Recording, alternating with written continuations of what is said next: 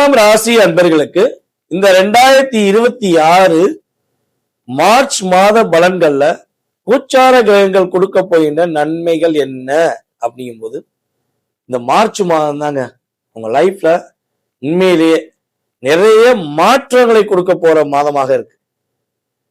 அதாவது உங்களுடைய ராசியின் அதிபதியான சுக்கிர பகவான் மிக பெரிய ஒரு வலிமை என்ற தன்மையில அமரக்கூடிய செயல்பாடு எந்த ராசியில இருக்குன்னா மீன ராசியில இருக்கு.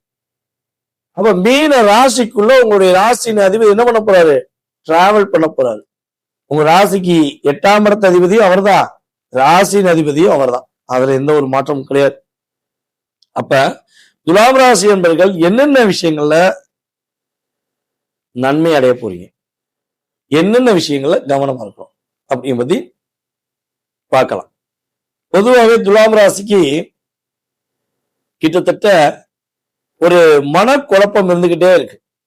இந்த மனக்குழப்பம் எதற்காக வந்துச்சு அப்படின்னா, நீங்க காட்டி யோசித்து நினைச்ச விஷயத்த கரெக்டா பர்ஃபெக்டா பண்ணிட்டு போய்கிட்டு இருக்கீங்க.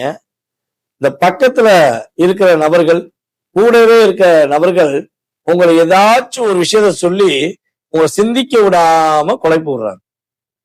நிறைய குழப்பத்தை கொடுத்துட்டு அவங்க என்ன பண்றாங்க? ரிலாக்ஸா இருக்காங்க.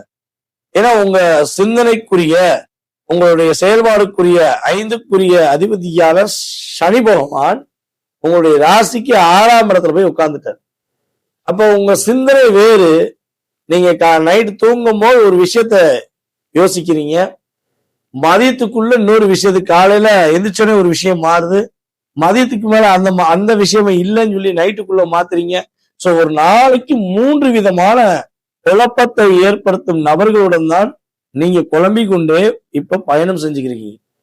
அப்ப தெளிவான தன்மை, தெளிவான முடிவு, சரியான பாதை, உங்களுடைய குல தெய்வத்தின் ஆசீர்வாதம் இந்த மாதத்தில் கிடைக்கப்பெற்று எல்லா விதமான குழப்பத்திலிருந்தும் நிம்மதியான ஒரு தூய்மையான மன நிறைவுடன் நீங்க இருக்கக்கூடிய ஒரு அற்புதமான மாதம் கோச்சார கிரகங்கள் கொடுக்க போது.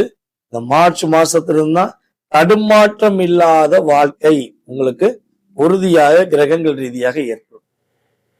அதே போல நம்ம துலாம் ராசி என்பவர்களுக்கு இன்னொரு விஷயம் என்னன்னா, யாரெல்லாம் நண்பர்களால் ஏமாற்றப்பட்டீங்களோ, யாரெல்லாம் ஆசை வார்த்தைகளால் நம்பி ஏமாந்தீங்களோ, யாரெல்லாம் கட்டிய மனைவியை மறந்துவிட்டு, யாரெல்லாம் கட்டிய கணவனை மறந்துவிட்டு தேவையில்லாத போய் செயல்பாடுகளை இறங்கி மாட்டிக்கிட்டீங்களோ, அதுல இருந்து வெளியே வர ட்ரை பண்ணியும் முயற்சிகள்ல தோல்வியை சந்திக்கீங்களோ, அத்தனை விதமான துலாம் ராசி என்பவர்களுக்கும் சரியான ஒரு கட்டமைப்பு ஏற்படுத்தி, உன்னுடைய ராசியில சனி பகவான் உச்சமா இருக்காரு, நீ தெரிஞ்சோ தெரியாமலோ உன்னை ஒரு கட்டத்துக்குள்ள மாட்டி விட்டாங்க, சோ நீ மாறலாம், உனக்கான பிரார்த்தம் இதுதான், உங்க குலதெய்வம் இண்டிஷன் பண்ணும். அப்ப நீங்க கண்டிப்பா என்ன பண்ணுவீங்க?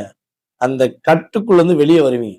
அதாவது பொதுவாகவே பாத்தீங்கன்னா நம்மளுடைய துலாம் ராசி அன்பர்கள்ல 80% துலாம் ராசி அன்பர்கள் பணத்துக்கோ பொருளுக்கோ அல்லது எந்த ஒரு இடத்துக்கோ வீட்டுக்கோ அடிமையாகக்கூடிய நபர்களே கிடையாது.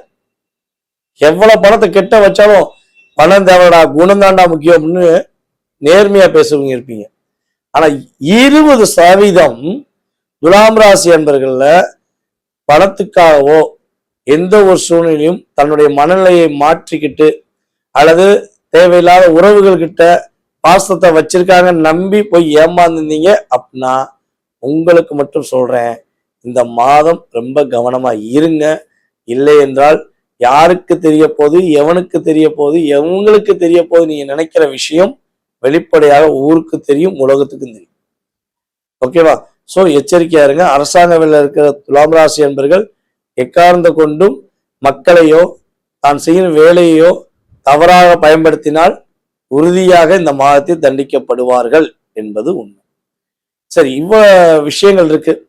நம்ம துலாம் ராசி என்பவர்களுக்கு பொருளாதாரத்தில் ஏற்றம் உண்டா? எங்களுக்கு இந்த மாதத்துல பண பிரச்சனை வெளியே வருவோமா? பண தட்டுப்பாடு இருந்து வெளியே வருவோமா அப்படின்னு ஒரு கேள்வி வச்சீங்கன்னா, நான் சொல்வது என்னன்னா, துலாம் ராசி என்பர்கள்ல யாருக்கெல்லாம் சுய ஜாதகத்தில் விருச்சகத்தில் சனி பகவான் அமர்ந்திருக்கிறாரோ, யாருக்கெல்லாம் சுய ஜாதகத்தில் மீனத்தில் சனி பகவான் அமர்ந்திருக்கிறாரோ, யாருக்கெல்லாம் கடகத்தில் சனி பகவான் அமர்ந்திருக்கிறாரோ, அவர்கள் எல்லாருமே கவலையை மறந்துட்டு பொருளாதாரம் ஈர்ப்பதற்கான சிந்தனை மட்டுமே செயல்படுத்துவீங்க. கண்டிப்பா இரட்டிப்பான வருமானங்கள், இரட்டிப்பான லாபங்களை நீங்கள் சம்பாதிக்கக்கூடிய வாய்ப்புகள் கிரகங்கள் உங்களுக்கு ஏற்படுத்தி கொடுக்கும் என்பது உண்மை. சரி, இந்த நன்மை உண்மை ஓகே. துலாம் ராசிக்காரங்க என்ன விஷயத்துல நீங்க கவனமா இருக்கணும், அது ரொம்ப ரொம்ப முக்கியம். நன்மை வாண்டடா வந்துடும், ஓகேவா? ஆனா கவனங்கிறது ஒரு வேகத்தடை போட்டு இந்த இடத்துல ஸ்லோவா போ, இந்த இடம் ஒரு ஸ்கூல் நடக்கிறது, இந்த இடத்துல விபத்து ஏற்படும் சொல்லி வேகத்தடை அப்புறம் பேரிக்கெல்லாம் போடுறாங்க. எதுக்காண்டி? உங்களுக்கும் பாதிப்பு வரக்கூடாது, உங்களுடன் சார்ந்த நபர்களுக்கும் பாதிப்பு வரக்கூடாதுன்னு அந்த வேகத்தடை. அதே மாதிரிதான் ஜோதிடராகிய நாங்க உங்களுக்கும் பாதிப்பு வரக்கூடாது, உங்க குடும்பத்துக்கும் பாதிப்பு வரக்கூடாதுன்னு சொல்லி கவனம் அப்படிங்கிற வார்த்தையை உபயோகப்படுத்துறோம். ஸோ அப்ப கவனமான விஷயத்த கவனமா செஞ்சா கவலைப்படாம வாழ்ந்துட்டு போலாம், அவ்வளவுதான். ஓகேவா?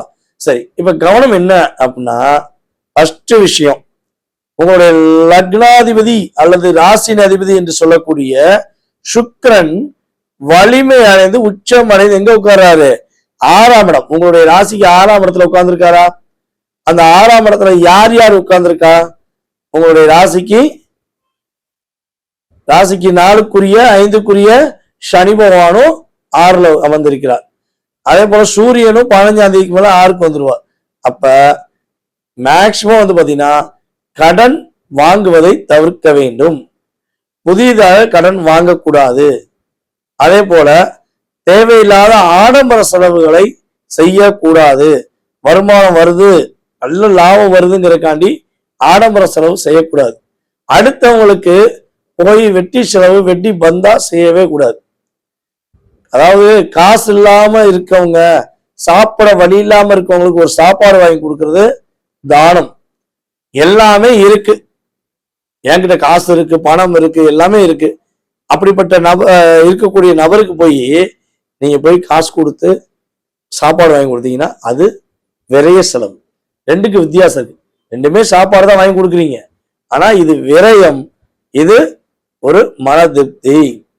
ஓகேவா? தானங்கிறது நம்மளுடைய முன்னோர்கள் நம்மளுடைய வாழ்க்கையில என்னென்ன விஷயங்கள்லாம் அவங்க செஞ்சாங்கன்னு தெரியாது, அது நல்லதோ கெட்டதோ எனி ஒன், அந்த விஷயங்களில் வரக்கூடிய நெகட்டிவான விஷயங்களை நம்ம வரவிடாம ஆக்கணும்னா முடிந்த அளவு தானமே சிறந்த ஒரு மருந்து அப்படிங்கிறத நம்ம சொல்ல முடியும்.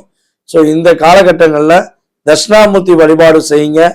தட்சிணாமூர்த்தி பகவான் உங்களுடைய அத்தனை விதமான பிரச்சனையிலிருந்தும் உங்களை விடுபட செய்து வெற்றி கொடுப்பார்.